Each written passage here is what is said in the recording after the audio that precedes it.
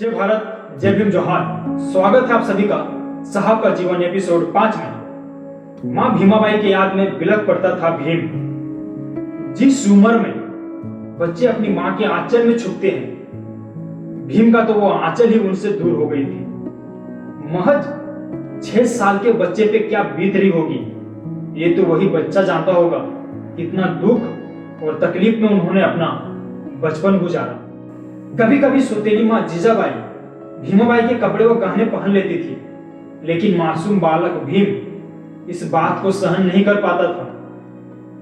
कभी कभी वह सौतेली माँ से झगड़ा भी कर लेते थे और बाद में भीमाबाई को याद करके बहुत रोते थे।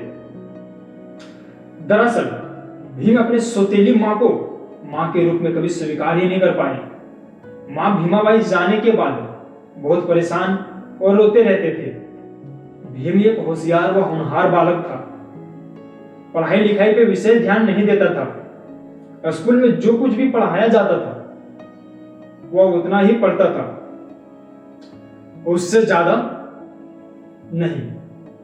वह ज्यादातर समय खेल कूद में ही गुजारते थे। स्कूल से आते ही वह अपना बस्ता घर के किसी कोने में फेंक देते थे और पड़ोस के बच्चों के साथ खेलने चला जाता था।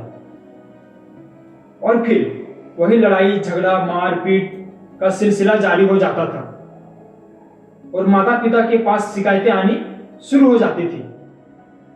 बचपन में भीम बहुत शरारती था।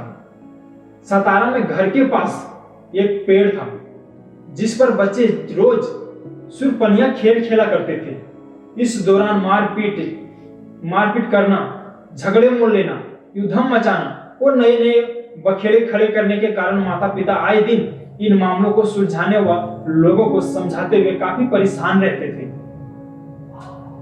भीम की पढ़ाई ऐसे ही चलती रही। उस समय तो यह कतई नहीं लगता था कि यह बालक बाद में विश्व रत्न के रूप में लोकप्रिय होगा।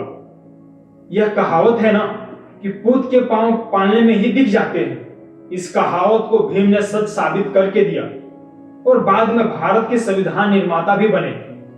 भीम नटखट व शिकायत लाने वाला बच्चा जरूर था, लेकिन बुद्धि में बहुत तेज था। वह शारीरिक रूप से भी बहुत अच्छे थे।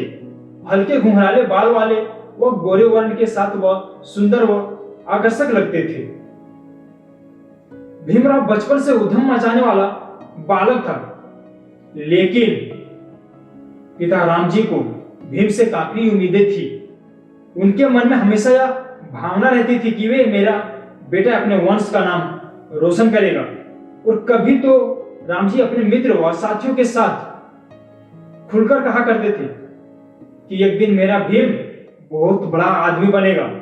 ऐसा कहकर राम जी बहुत फक्र महसूस करते थे, क्योंकि उन्हें पता था भले ही भीम ज्यादा रुचि खेल कूद में रखता हो, लेकिन भीम का दिमाग काफी तेज है। राम जी के पूर्वज नागवंशी नाथ अनुयायी थे और राम जी कबीरपंथी थे।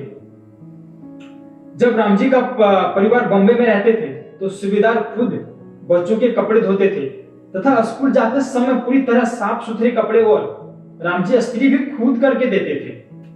अगर पैंट कमीज फटी हुई हो तो खुद अपने हाथों से सीते थे। हमारे बाबा साहब के पिताजी यानी रामजी सकपाल जी को खाने पीने, पहनने और बातचीत में अच्छा सलीका पसंद था।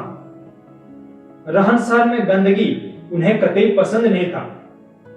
ऐसे महान थे हमारे बाबा साहब के पिताजी, और इतनी सारी मुश्किल हालातों में भी रामजी सकपाल ने कभी हार नहीं मानी और अपने बच्चों को पढ़ाते रहे। आज के लिए इतना ही। आप सभी साथियों को बहुत बहुत धन्यवाद। जय भीम, जय भारत, जय भीम, जोहार।